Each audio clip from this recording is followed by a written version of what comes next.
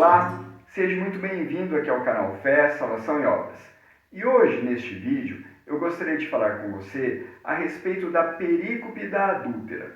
Esse é o nome dado ao texto que encontramos no Evangelho de João, capítulo 7, verso 53, até o capítulo 8, verso 11, onde encontramos a história da mulher apanhada em flagrante adultério e conduzida até Yeshua.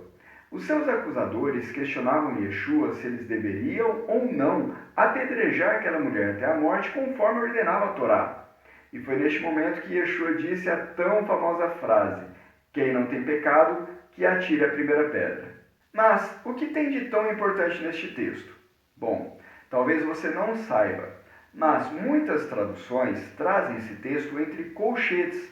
Isso é um indicativo de que esse texto não faz parte dos manuscritos mais antigos. E, de fato, quando nós pesquisamos os manuscritos do século III, nominados de P66 e P75, esse texto não encontra-se no Evangelho de João. Eles encerram João no capítulo 7, verso 52 e retomam a leitura no capítulo 8, verso 12. Por isso, muitos estudiosos reconhecem que esse texto é uma interpolação, ou seja, um acréscimo feito posteriormente por algum escriba e que não fazia parte do texto original escrito por João.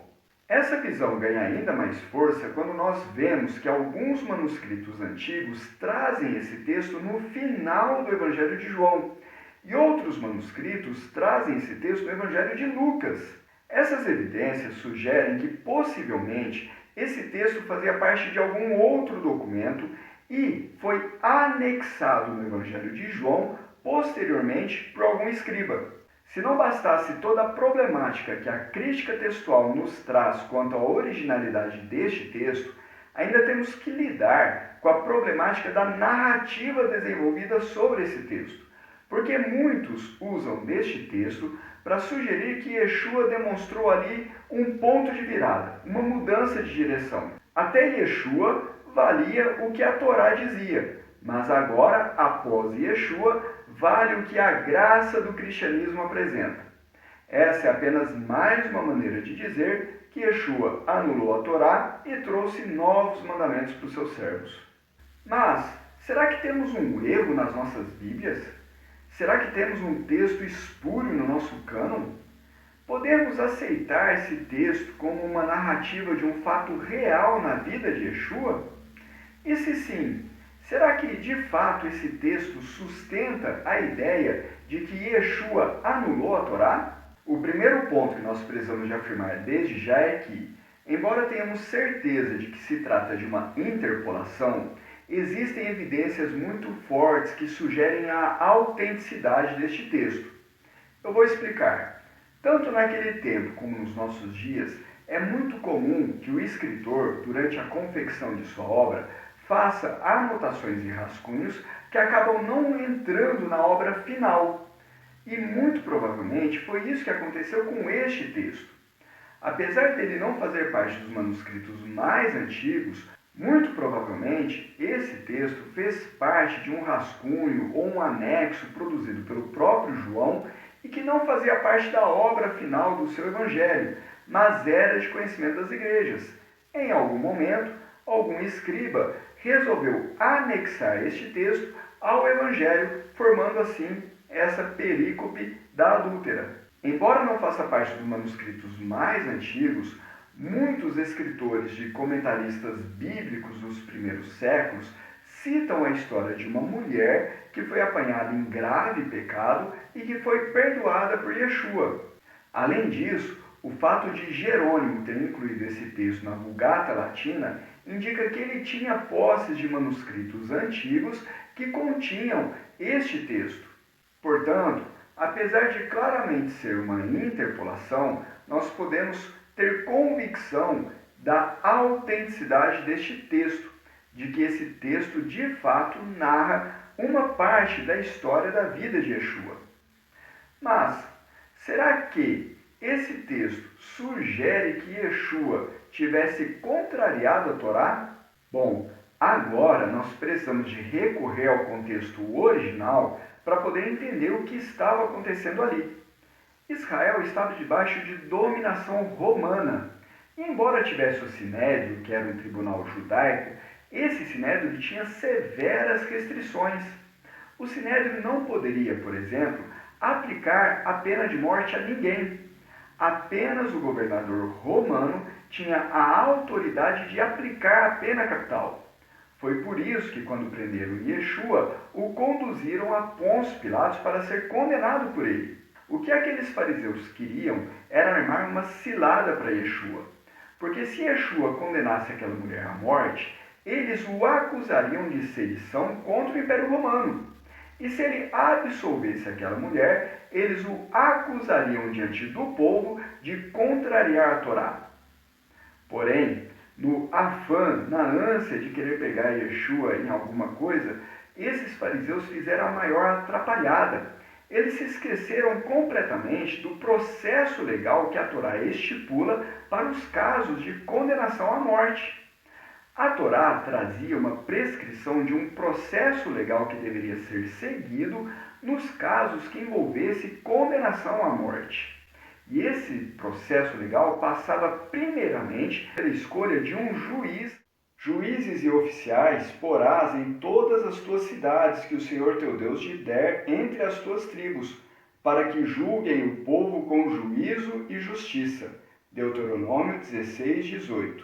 A esses juízes deveriam ser levados os casos graves, e eles tinham a obrigação de inquirir, investigar, levantar provas, ouvir mais de uma testemunha antes de dar sua sentença. Uma só testemunha contra alguém não se levantará por qualquer iniquidade ou por qualquer pecado, seja qual for o pecado que cometeu. Pela boca de 2 testemunhas ou pela boca de 3 testemunhas se estabelecerá o fato. E os juízes inquirirão bem, e eis que, sendo testemunha falsa, que testificou falsamente contra seu irmão, far-lhe-eis como cuidou fazer a seu irmão, e assim tirarás o mal do meio de ti. Deuteronômio 19, 15, 18 e 19. E no caso de um pecado digno de morte, após a sentença pronunciada por um juiz devidamente instituído, que seguiu o devido trâmite processual prescrito na Torá, as testemunhas deveriam ser as primeiras a atirarem as pedras contra o condenado. As mãos das testemunhas serão primeiro contra ele, para matá-lo, e depois as mãos de todo o povo. Assim tirarás o mal do meio de ti. Deuteronômio 17, 7. E no caso do pecado de adultério, havia ainda mais um detalhe que deveria ser observado. O casal pego em adultério deveriam ser punidos juntos. Não poderia punir apenas um dos adúlteros. Também o homem que adulterar com a mulher de outro, havendo adulterado com a mulher de seu próximo, certamente morrerá o adúltero e a adúltera. Levítico 20, 10. Ao atentarmos para o devido processo legal que a Torá institui para esses casos, nós vemos que o que aqueles fariseus fizeram foi um verdadeiro show de horrores, pois eles pegaram a mulher em flagrante adultério. No entanto, deixaram o homem livre. Ao invés de levar a mulher ao sinédrio, levaram a Yeshua, que não era juiz e nem estava no tribunal. E, mesmo que o devido processo legal tivesse sido observado, a responsabilidade em apedrejar aquela mulher recairia sobre eles mesmos, pois eles eram a testemunha no processo. O texto diz que Yeshua inclinou-se e começou a escrever na areia. E não sabemos o que ele estava escrevendo na areia naquele momento. Mas, como eles insistiram na questão, Yeshua lançou a pergunta fulminante: aquele que está sem pecado, que atire a primeira pedra. O que Yeshua estava dizendo ali não era que apenas pessoas sem pecado podem condenar outras pessoas, não tem nada disso. O que Yeshua estava dizendo é que, se vocês acham que vocês estão seguindo o devido processo legal instituído pela Torá, ou seja, se vocês estão sem erro, se isso que está acontecendo aqui é algo correto, então atire a primeira pedra. O que Yeshua fez foi lançar na cara desses fariseus a hipocrisia que eles estavam lidando. O processo estava totalmente torto. Todo o processo que eles deveriam estar observando para aplicar a Torá foi violado. Eles queriam acusar Yeshua de violar a Torá, no entanto, eles mesmos estavam violando a Torá naquele momento, agindo daquela forma tão atrapalhada. Perceba que, nessa história, há apenas uma pessoa que estava seguindo integralmente a Torá, Yeshua. Portanto, não cabe usar esse texto para querer afirmar que Yeshua mudou a Torá ou que Yeshua anulou a Torá. O que esse texto vem a afirmar é que Yeshua seguia completamente a Torá e o seu ensino era todo conforme a Torá. E no caso dessa mulher, ela deveria ou não ser apedrejada? Bom, o mandamento da Torá não é para apedrejar adúlteros e adúlteras. O mandamento da Torá é: não adulterarás. A pena de morte imposta sobre os adúlteros era com o objetivo claro de extirpar o mal do meio do povo de Israel. A aplicação de penas na Torá, ela está dentro de um contexto de uma nação soberana que tinha o propósito de ser uma nação sacerdotal para todas as nações da terra e deveria demonstrar a justiça de Deus. É uma questão mais civil do que religiosa. E essa não era a realidade do Estado de Israel naquele tempo. Israel, naquele momento, estava como uma nação dominada por outra nação. As palavras finais de Yeshua para aquela mulher foram: nem eu te condeno, vá e não peques mais. O que Yeshua estava instigando naquela mulher era o arrependimento. Yeshua estava dizendo para aquela mulher que ela deveria mudar sua vida, mudar suas atitudes, pois a vida que ela estava levando era sim uma vida digna de morte.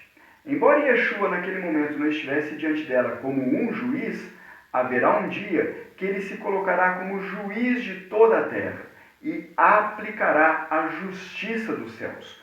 Por isso, o chamado ao arrependimento, a mudança das nossas práticas, a conversão a Deus através da fé é tão importante para nós.